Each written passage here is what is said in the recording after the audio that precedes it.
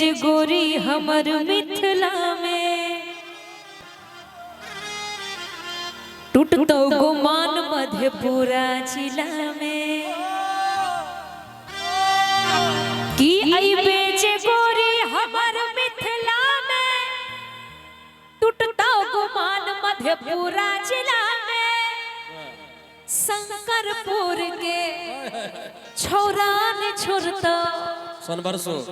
कहतो जे नैना मिला के सीतामढ़ी से लेके कटिहार गे जान तोरा दो देबो आ गोरी कहबे तू छंदा उतार तोरा दो देबो। लेकिन बहुत लोग हमसे सवाल करते हैं कि कटिहार आप ही के नाम पर है, हम बोलते हैं नहीं मधेपुरा जिला आप ही के नाम पर हम बोलते हैं तो कैसे दे दीजिएगा। लेकिन उनको क्या बताएं कि सिर्फ ये एंटरटेनमेंट के लिए गाना गाया जा रहा है। आइए अइबे जे गोरी हमर मिथिला में टूटतो गुमान मधेपुरा जिला में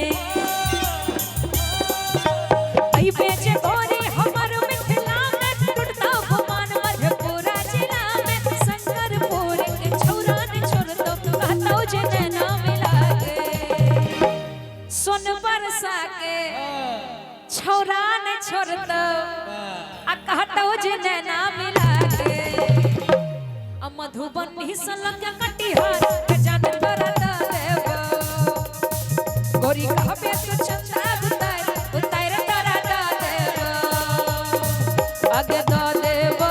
दो देबो दो देबो दो देबो दो देबो दो देबो दो देबो दो देबो गोरी कहबे तू चंदा उतार तोरा दो देबो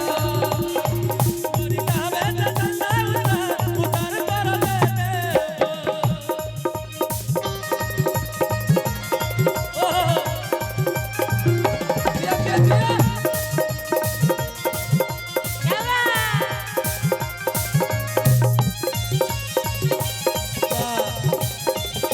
तोरा दो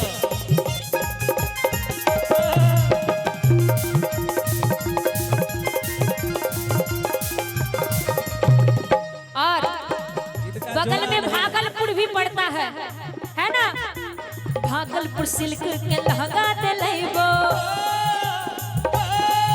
मुजफ्फरपुर के तोरा बाली दिलैबो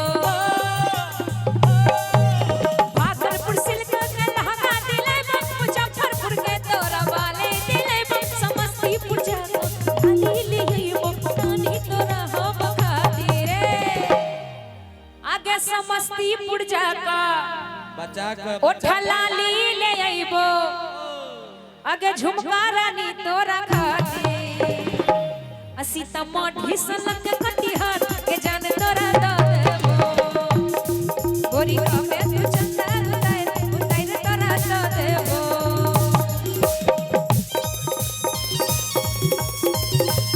क्या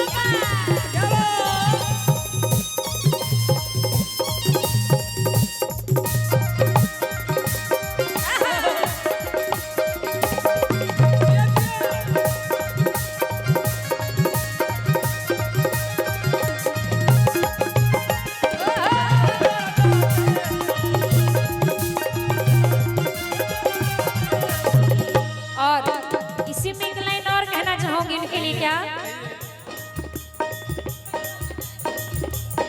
कहीं हो न जाए मोहब्बत किसी से निगाहें न करे शरारत किसी से मोहब्बत किसी से दुपट्टा दुपट्टा सरक रहा है मेरा दिल धड़क रहा है दुपट्टा सरक रहा है मेरा दिल धड़क रहा है गोरी कहबे तू चंदा उतार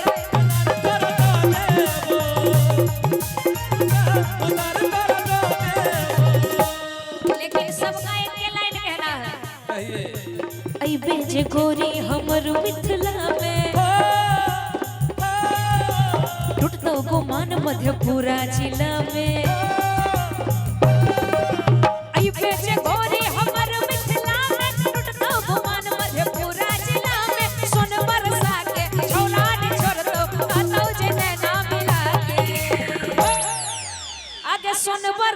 के सोनबरसा के छौरा ने छोड़ दो पक्का नहीं छोड़े वाला आ सब कहतो जे नैना मिला के